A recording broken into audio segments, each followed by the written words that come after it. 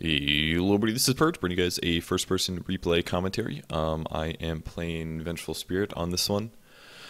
I figured it was a while since I last did a Venge game. I actually checked Google search, and I think it's been like 7 months. And there's two things that I can talk about. Yeah, 7 months since I last played a Venge game.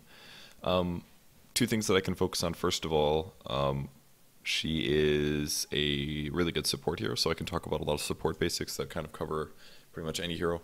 And on top of that, I can also talk about Venge as a hero and cool little things that you can do with her. Now, I didn't do like a full ward supporting. I was going to say another word there, but decided not to. She's not exactly like a full. I didn't play her at this game exactly like a full ward person. But that's usually what you should do in higher level games. But I was a little bit more greedy. I opted for a lot more mid-game items than you should normally get on Avenge. But it all kind of worked out nicely anyway. So we will hop into the game here, and I will choose the player perspective that I want. And we can talk a little bit about Venge. So I think her model looks awesome now. If you guys look at her portrait, I think she looks fantastic compared to what she did in the past. She looks really cool. I like the way that she looks a lot. A little bit about her skills. She's a pretty low-ranged hero. I think it's only 400. So it's like 3/4 of a ranged hero. So she's not exactly the best in a tri-lane for that reason, because preferably you want somebody that's more max range. I did random this game. Somebody already bought the courier, so I decided to buy a lot of support items. I really do recommend buying a sentry ward because it does give your team a big advantage in the early game, especially if you're paying attention. My sentries were actually quite important this game, so I'll make sure to point those out when I get to them. But most important thing, other than getting maybe sentries and a Salve Tango, is you have to get clarity potions. This is the case for all support heroes that are not int heroes. And even int heroes should get clarity potions. 30 seconds. The reason int heroes can get away with it is because they have so many int points that their mana pool is usually a lot larger. But if we look at Venge, for example, my bread and butter early game spell is Magic Missile. It is 110 mana.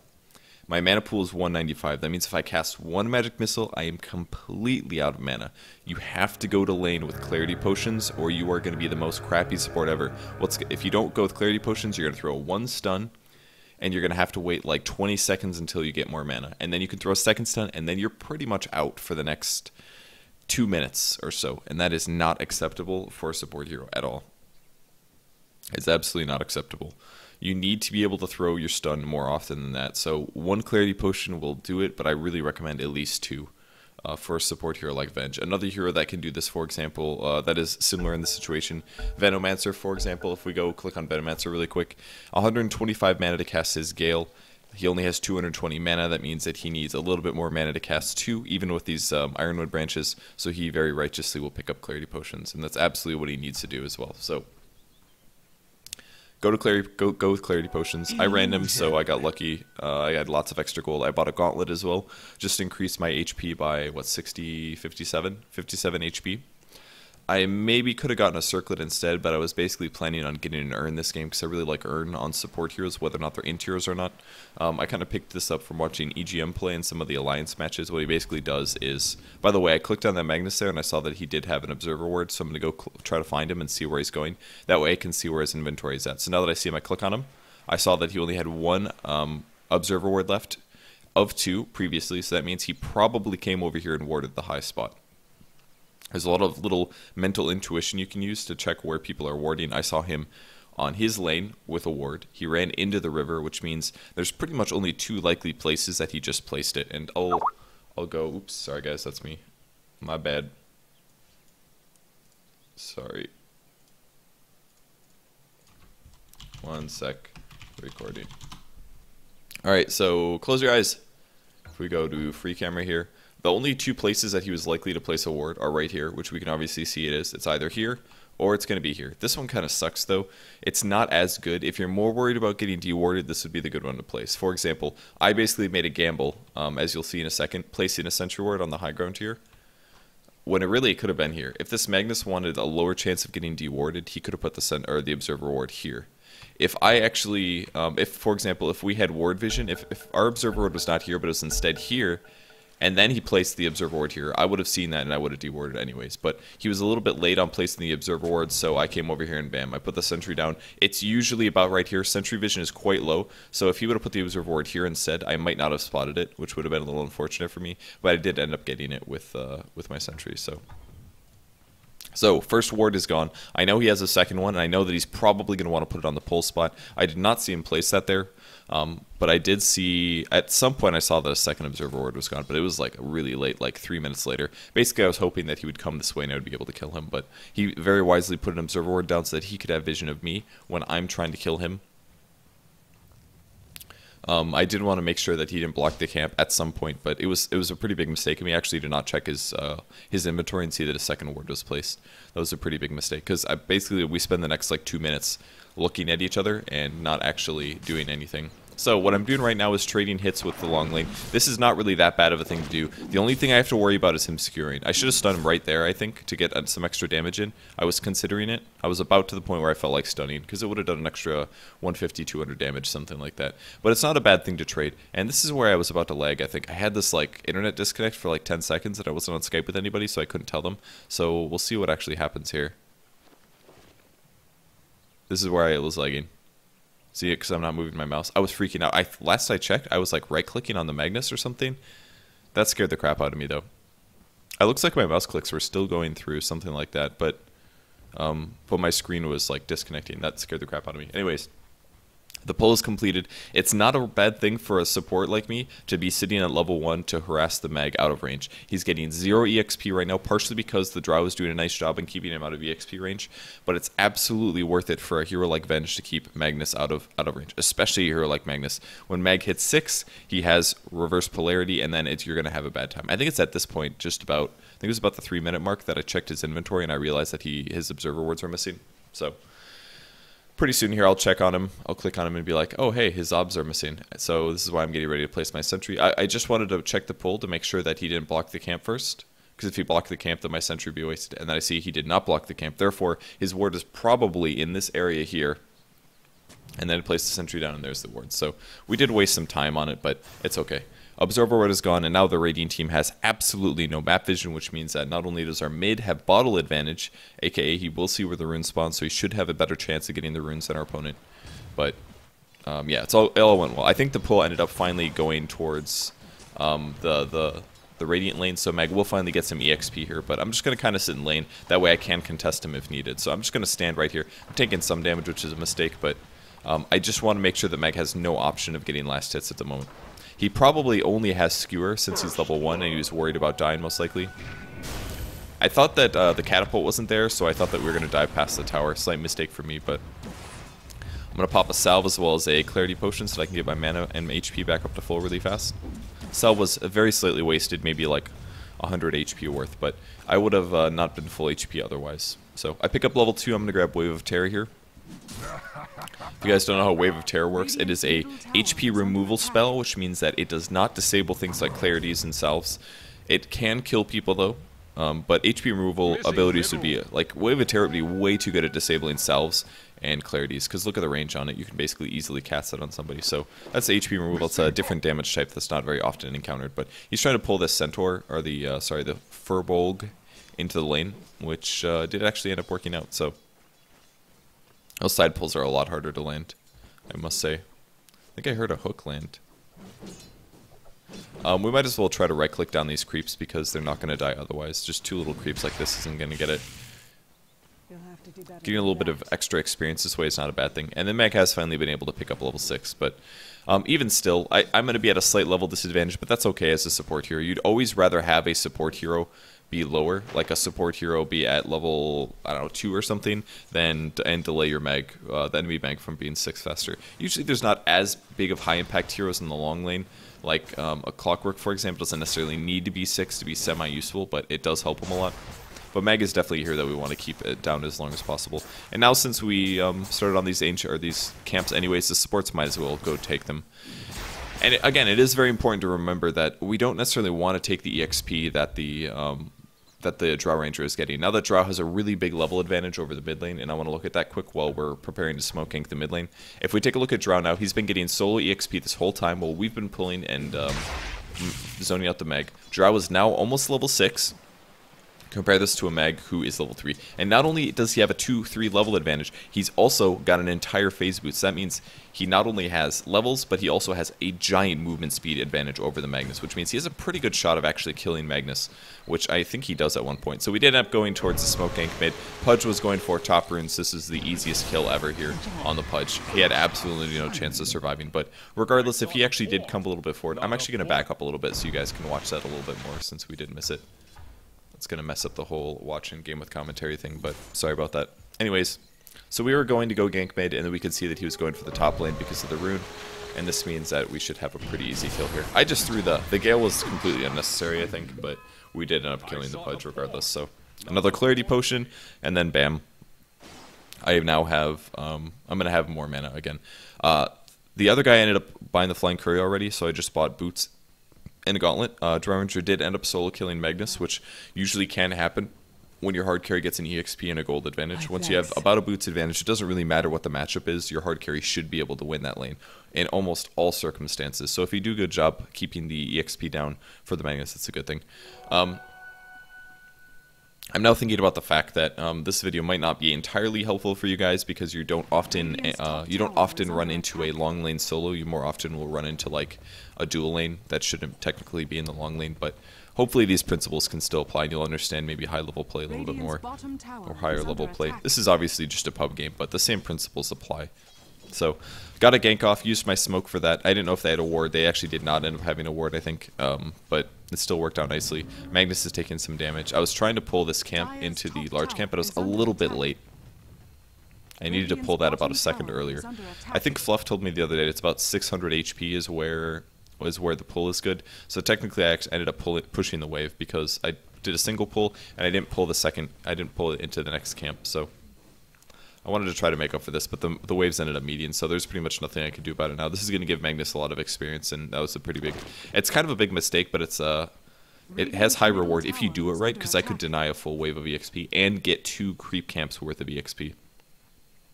On the bright side, there is a catapult, so that means that we can actually push the tower, which I think we ended up attempting to do here. So I'm doing a wave of terror here to lower the armor of the entire wave. This means that our creeps will do more damage to the tower. One nice thing about Venge, she's pretty okay at pushing with only 40 mana. I actually grabbed a second level Wave of Terror because I like the minus armor myself. And there's a shockwave. The biggest problem with that shockwave there is he casted it right before our next wave got there, which meant that not only he can't actually contest the wave, but we have creeps now to tank the tower. If he would have saved that shockwave for a half of a second, like see how he pulled that last creep there? If he would have saved the shockwave for a half a second, it would have pulled the rest of the entire creep wave past, and it just would have been us and a catapult. And the catapult we could have tanked for, but the damage really was there a lot heavier when the creep wave was there. And they tanked, so... Looks like Pudge ends up dying again. I think Venom was roaming on the mid lane. And now I pick up level 4. I'm able to buy a magic wand, or magic stick, excuse me. I should have bought wards by the 6-minute mark, so that was a pretty big mistake for me. But I was kind of being greedy here. Gauntlets are actually extremely expensive for the average support hero. Was I stacking? Yeah, I was stacking. Gauntlets are extremely expensive for the average support hero, honestly. You can't oftentimes afford them. I TP'd mid because I thought Troll would be chasing here, and we're going to see a Torrent actually on the Troll. And he actually stayed for the last hit, which is a big mistake. He literally stayed for a last hit, so I was able to stun him and Wave of Terror, and we got the kill. That was pretty cool.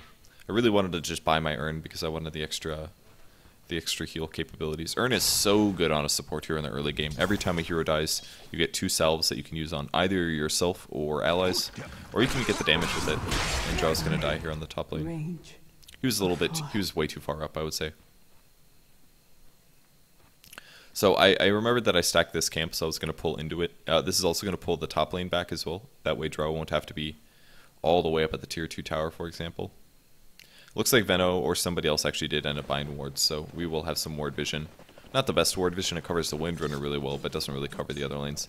And rather than pulling here, I maybe should be with my team. I think there's some arguments to be made that I should be with my team right now instead of doing this pull, but finishing the Urn is pretty useful, honestly. So, I don't know. Sometimes I'm a greedy support, but I think the fast earn did kind of pay off hard this game. And I also get a 5th level out of this. I personally like maxing Magic Missile. There was a point in time where Magic Missile was not maxed first, but that was when the stun duration was the same at all levels, and the only thing that changed was the damage. But I really like having the reliability of a high damage nuke, and especially at lower levels, I 100% recommend with this because it really does increase your damage output. Now, the second pull actually went through, so our tower took a little bit of damage from this slight mistake from me, but it still should pay off. But I really do like having the big nuke damage possible out of Magic Missile like that. The stun duration goes up as well, and especially against heroes like Troll Warlord or Anti-Mage, it's really nice to have longer disables possible. So I almost picked up level 6. If I was paying attention, I would have just kept walking. Because I think what I did, I bought here, and then I was like, okay, I want to go fight with my allies, but then I was like, I'm one creep EXP away from getting 6, and after seeing them die like that, I was like, oh, this is kind of stupid, I probably should just get level 6 first. And then I was like, okay, well, I'll run back over to creep wave, and I should have been planning ahead a little bit better. But once I hit level 6, I have swap, and then my hero is infinitely better. The third skill is also very good, the Vengeance Aura. It isn't as good early, but the benefit of this game is we actually have Drow Ranger as well as Vengeful Spirit, and both of them give damage auras. Drow only to ranged heroes, but Venge to all heroes, as well as creeps. So my urn is now picked up. I wanted to finish my wand, but I didn't actually have enough items. So I bought the whole recipe, but I actually had too many parts to fly out was the problem. I couldn't bring a TP scroll as well as a full magic wand. I think I saw the recipe, yeah. You could see the recipe there. And finally I TP'd the bot lane. So I think it was a slight mistake for me to spend this much time being solo instead of helping my team, but like I could have gotten 6 if we got hero kills. It's hard to say.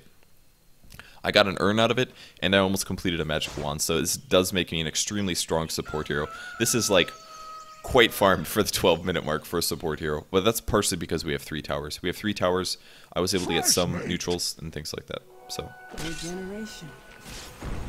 was a sick torrent. He actually committed suicide there, which is too unfortunate, but was I buying? I think I should buy wards here. Actually have pretty good ward vision. I don't know if I ended up buying anything, but the other reason that an urn is really nice for a support hero, it gives HP, which any support hero will need, and the mana regen is also fantastic. It's not a massive amount of mana regen, but even getting 0.5 per second more is the equivalent to a level 1 CM aura, and it will pay off in the long term. You do spend a lot of time standing around anyways, as you guys can see. I'm just trying to be in position to help allies if needed, or to be able to like disable anybody that comes and shows up. Like, it looks like we do want to push here. He was sitting invis, but he actually got spotted, so I was trying to get in position to swap him, but I didn't think he was going to get hooked.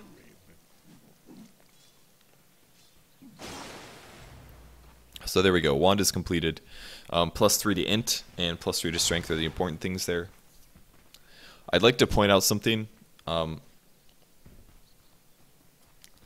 I'd like to point out something that is oftentimes misdone on Vengeful Spirit for lower levels. Usually a lot of Vengeful Spirits will say, I'm an agi hero, I want to buy a Slipper of Agility, but this is more of a starting item build thought, by the way. But I think that's an absolute waste to be getting the Slipper of Agility. You don't actually want to increase your agi much on Venge, despite her being an agi hero. What you really want to increase is her strength and her intelligence. Those 2 stats are by far more important. Wow, we just saw a troll there, I think. But maybe we didn't. I could have swore that we did. We were going on a really elaborate gank to kill the anti-mage, I seem to remember. We knew he was probably to our right, but we didn't want him to get past us, so there he is. We're trying to anticipate his blink here. Alright, so there's a shackle. I'm going to Wave of Terror just to give the bonus damage. And now that he's gotten silence, he's definitely going to die. So I just wanted to walk in range for the golden EXP. We also saw their whole team because of our ward. So it looks like there's going to be a fight.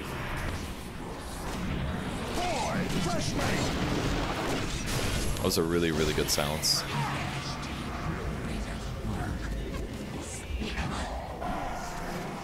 Let me get my arrows back. I did end up getting RP'd, but that's absolutely fine. I got 4 urns out of that.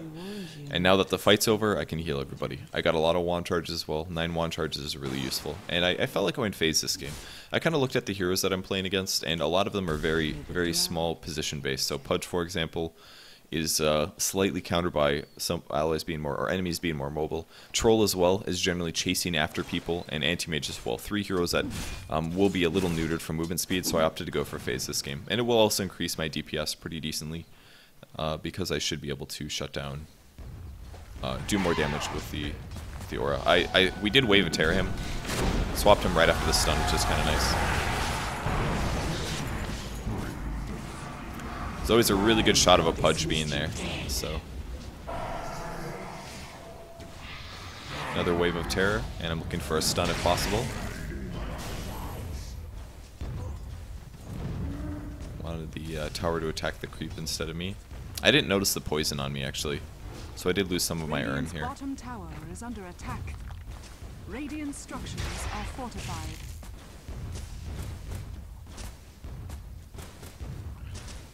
Pudge is almost always going to stand behind that tower, guys, so you might as well wave a terror it. And I was able to get within range to do the swap as well, so I was able to put him out of position. Still have 2 urn charges left, and I probably want to keep my draw ranger at full HP at all times, because I noticed that he did not have lifesteal yet. So definitely want to keep him full HP. Usually you want to use all of your urn charges but 1 if possible. In a team fight then, when you think you're probably going to kill somebody, you can use an urn offensively. That'll do 150 damage, because if you're at 0 urn charges and you kill somebody, you get 2 urn charges basically. I was really greedy on items this game. Really greedy on items, because I felt we were pretty far ahead, and I really like playing Venge as a little bit more of a semi-support, like a 4 role rather than a 5.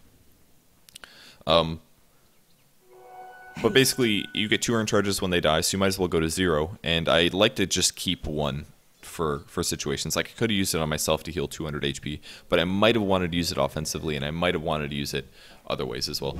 Another example of HP removal is actually Urn of Shadows. It does HP removal when it's offensive, which is very useful. I don't know if it counts as magic damage. I don't think it does. I think HP removal is just straight damage. I don't think it's reduced. I might be wrong, though. I'll have to check. I was going to make a point about anti-mage. I think Urn is pretty good against anti-mage. I think HP removal is not reduced. I'll have to look it up. I'm going to do this on Alt-Tab while this is still going. playdota.com/mechanics. Just got to go to the damage type section and look at HP removal. I want to find this out. Try to think of other HP removal things, but there's not that many. Damage types. Damage and armor. Let's go there. Attack type, damage type, armor. Ah! Doesn't show. Sometimes I wish things were more thorough here.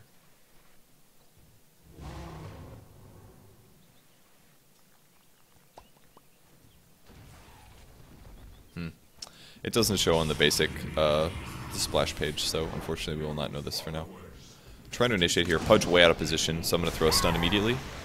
I wanted to get him even more out of position as well, so I threw him towards our drow. There's another offensive urn used, because I figured throw some damage on it, and the shackle just guaranteed his death.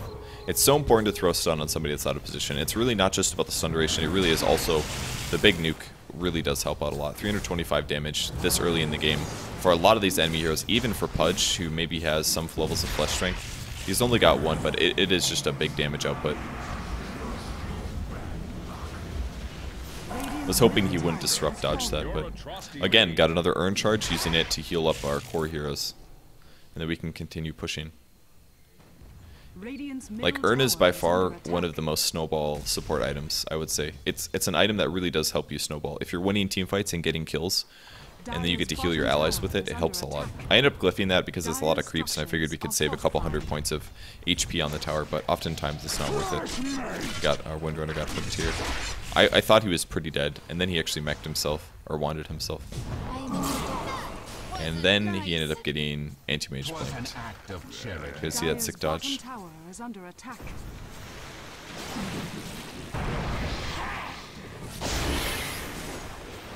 He's able to wave of terror everybody there. I was playing this probably a little too safe, I think. I should have gone in earlier. You set sail for fame. I think I should have thrown my stun a lot earlier there, rather than sitting back. As soon as the Conquer came in, I think I could have jumped in and stunned somebody, possibly anti-mage. I did dodge the RP at least, or did I not? I can't remember if I dodged the RP. I don't think I did, but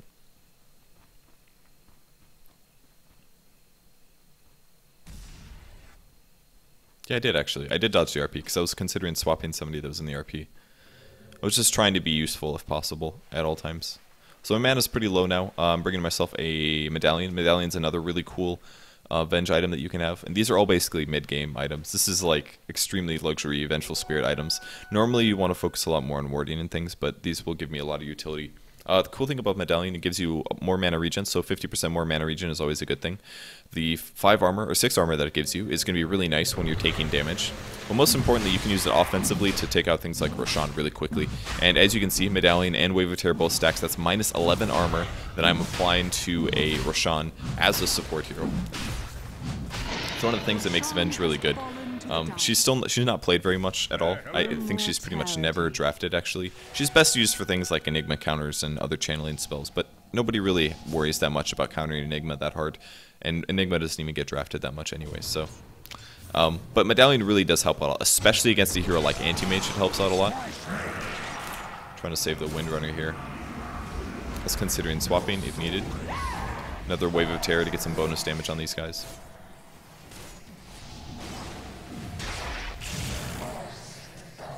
I was thinking about stunning somebody, but I find it easy to respect you. again, using Urn. A lot of people actually need heals this time, though.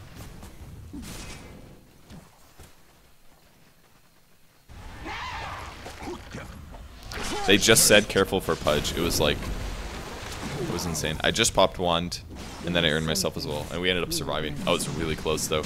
They were like, watch out for Purge hooks, and I threw Wave of Terror, and I get hooked. So close. So now I have a ward on the high ground, so we should hypothetically be able to spot Purge. Dire's top tower is under attack. Radiant's middle tower is under attack. We will go high ground now. I should use that last turn on the Kunkka, I think. Again, throwing stun on heroes like Troll is really good. I put my Medallion on him as well so that he dies faster.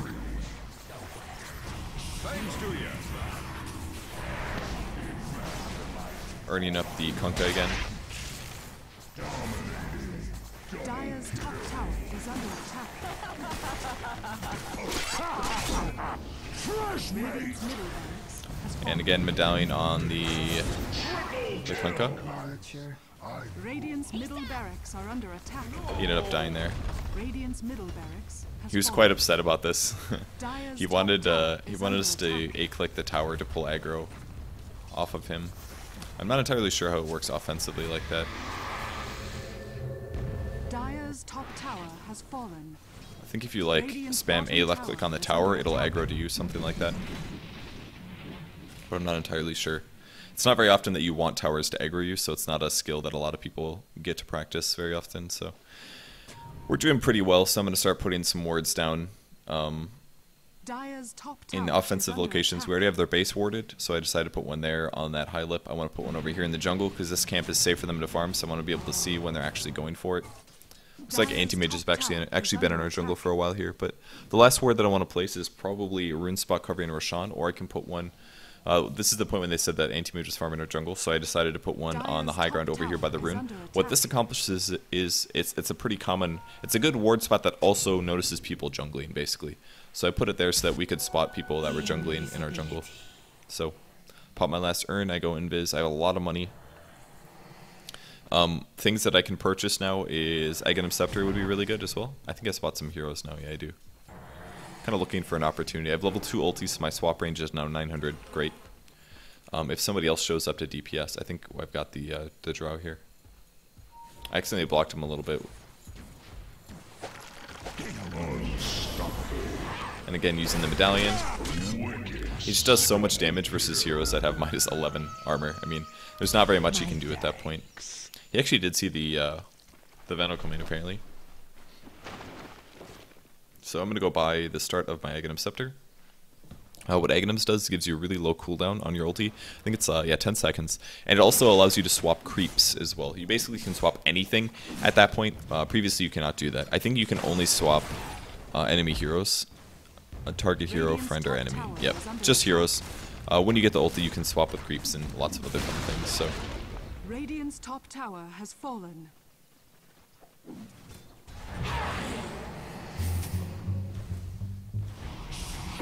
it's a nice disruption.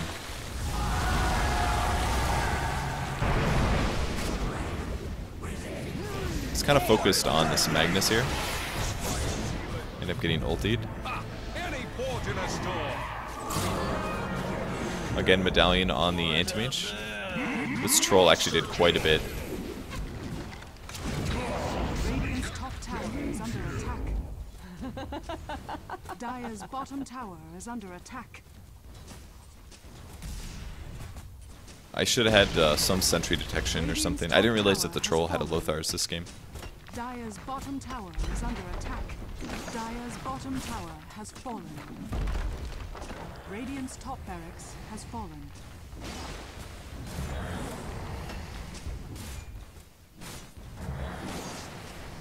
If you guys are wondering what they're talking about map hacking in Dota 1.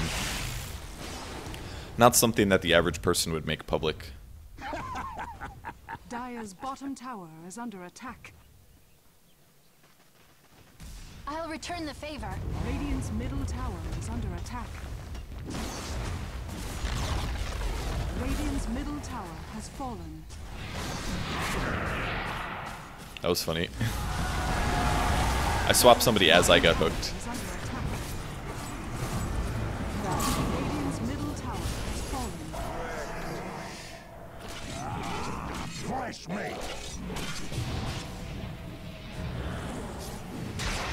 I think our whole team died. Radiant's ancient is under attack. I finally died, guys. Could you? Alright, but I was able to buy Aghanims anyways. Radiant's ancient is under attack.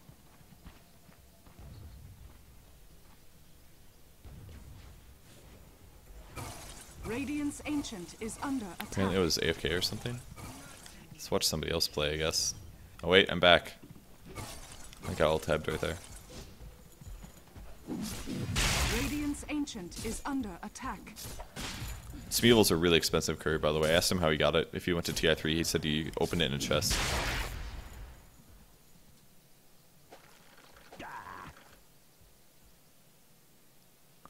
But yeah, that courier's very, very Radiant's rare. ancient is under attack. Hey, isn't that the... Aren't there Smeevel couriers now? The actual Smeevel? Like the green book, the Radiant's compendium. ancient is under attack. I think it's actually a Smeevel. So that's a turtle, a Smeevel riding a turtle. But I think there's Smeevel couriers now. Just base. That courier is very expensive though. It goes on the market, like I said, $200. It's very rare. Like my Drodo courier, I think is a couple hundred. My Bilfrat and Roshiante courier is also quite expensive. Anyways, I got Aghanims now, so you guys can see how cool it is. Incoming. Watch this. Bam! Swap's so good, man.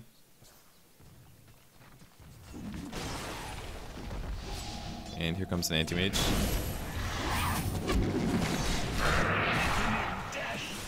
I got bashed.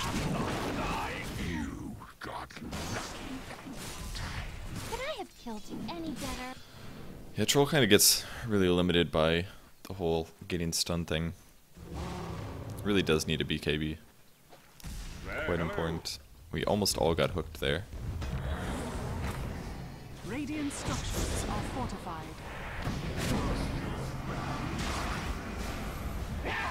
Radiant's bottom tower is under attack. Man, we do so much damage now.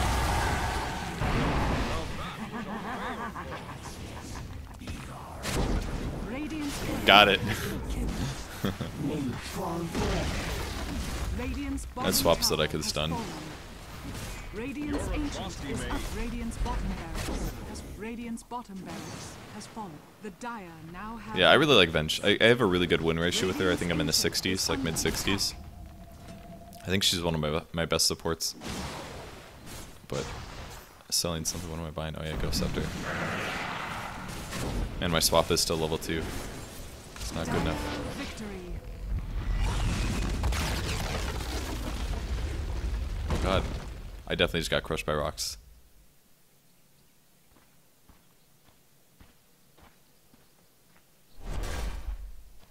So, yeah, the game was kind of a stomp, but I think that I did a good job in the early game and it was a good demonstration of support. Always let the long lane force him to not get experience. Let your hard carry get a EXP and gold advantage. Let him dominate his lane, and then from there you can go around and team fight and gank and stuff. I really like Urn. I think it's a fantastic item. Urn Wand on any support hero pretty much is going to be good, assuming nobody else has an Urn yet. I think that's about it for Venge. I like that skill build a lot. Some people like doing a max terror with like 1 stun and 1 aura, and it does work if you want to. It saves you some mana with stun, but I really like the extra burst damage that stun gives you. I think it's really nice towards focusing down a lot of heroes. So whether or not you want to do that build or not, you can try it out and see what you like, but I like that build the best. So thanks everyone for watching. This is a Venge build. I swear to God I'm going to do Elder Titan today, hopefully. Oh God, I really need to make an Elder Titan video. The hotkeys are out. I was going to do it last night, and then I just felt like randoming so hard, so I just kept randoming, but hopefully today I will make you guys a video, and I need to open those mushroom chests as well, so I'll get that done pretty soon, and I'll see you guys later. Goodbye.